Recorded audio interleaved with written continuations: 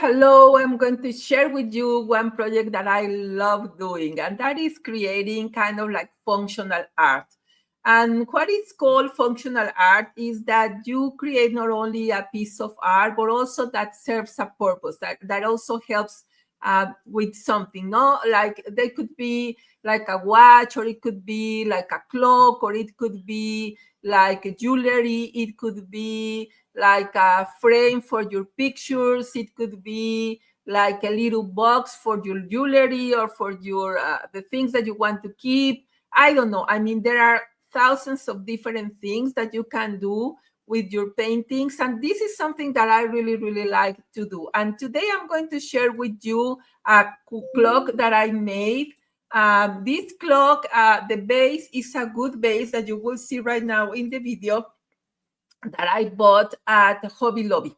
I bought that base in Hobby Lobby. So you will see here, it's a good base that has the numbers, see-through numbers. And I am using some paints that I mixed using one part of paint, two parts of floetrol, and one part of water. And the colors that I am using are black, paints gray, gold, and a cell activator that is black. I had given you already the formula in some other videos of the cell activator, but if you don't have it, it's basically one part of either white or black or other color that is like, it's not transparent. That is important, that is not a transparent color. So a black works perfectly fine, or a white, or maybe there are some turquoise. There are different colors that work this way. And it's one part of color and three parts of floor. And then I'm going to pour this paint on the base. Normally, I pour the paint on the walls of the cup, because I don't want them to mix. I want them to be on top of each other. If I wanted them to mix, I don't care, and I put them in the middle. But in this case, I didn't want them to mix, because I want to create a pattern. And also, when I pour the paint on top of my clock, what I am doing is I am putting the different colors with a shape, right? I did either a ring shape, or I did like a different type of shapes. And on top of that, I also added some liquid spray paint. It's a spray paint that I put in the cup of the can. And then I added some cell activator on that. The cell activator does these little circles here are called cells. And you will see how this cell activator on top of the gold that we have here are going to create those cells. Look how it opens here. Immediately it opens, and you can see different colors. And it's a really cool effect what it does there. So I like doing that. And also I wanted to use also some spray paint, this liquid here, because it hardened it. So it makes kind of like these gold leaves that you use also for different projects. It made a really cool effect. So I really like the idea, and that's what I did here. Then I'm going to start tilting my base to different sides, because I want to give it different shapes here. You will see that I am tilting my paint on different areas. I am trying to move all the paint so I don't get extra paint in my project, because sometimes when you leave some areas that are uneven, what happens is when the paint dries, it cracks. So we need to be careful with that. So you will see that I am adding also a little bit more of that gold, kind of gold leaf. I'm going to add them in some areas where we have the numbers. You will see that I'm going to start adding those on different numbers. You will see there areas that I saw that were kind of like only dark. I added the color so I could create a cool effect, right? And if only to be sure that I don't have more paint that is left there, and also because I want to stretch it a little bit, I'm going to put it in my spinner. The spinner is no more than a Lazy Susan covered with a plastic or a mat, or one of those cake bases that you can also use and that you can spin it, right? The idea of the spinning is that all the paint, extra paint, is like blown out of your wood, and also that it helps stretches the cells, right?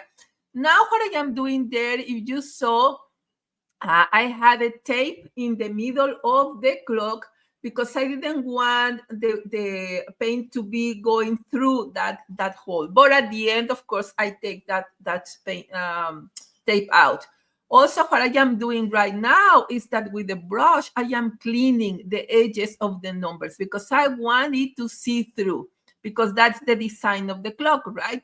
And if I don't do that, what is going to happen is when the paint dries, normally it makes like a film, kind of like a little plastic film, and you don't want that. You want it really to see through. So the way to do it is cleaning those areas so we can make it work that way. So I'm going to set it apart and aside, and I'm going to let it dry.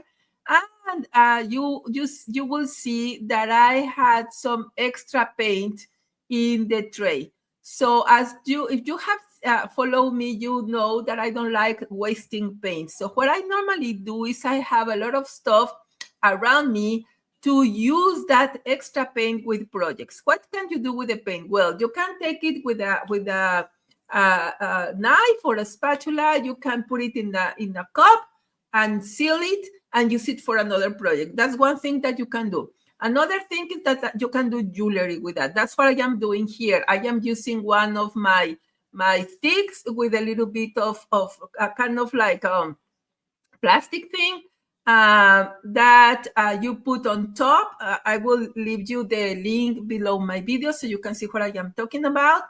And Taki is the name of this little, it's kind of like a paste that gets a little bit hardened, but it really sticks the stick with the cabochon. That is like a glass little thing that you can put your paint.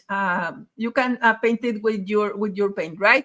So then that's what you use for jewelry. And I also found these forms that are also for earrings. Those are made out of wood.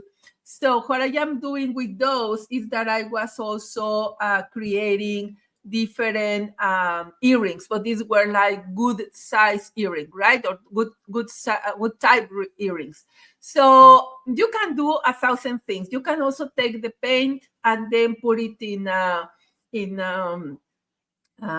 different wood bases, or you can put it in another canvas or a small canvas, or you can use it for different purposes. The important thing is that you reuse the paint that it's left.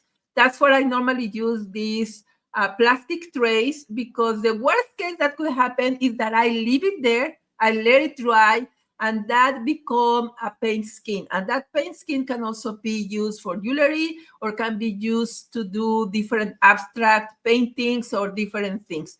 So try to reuse the paint that is left for any of the projects, and you will love that.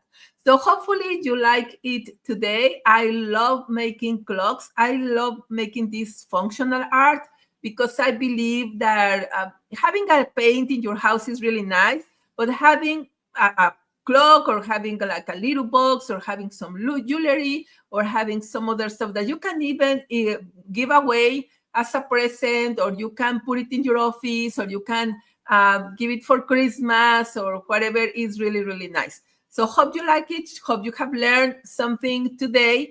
And don't forget to subscribe to my channel if you haven't subscribed yet.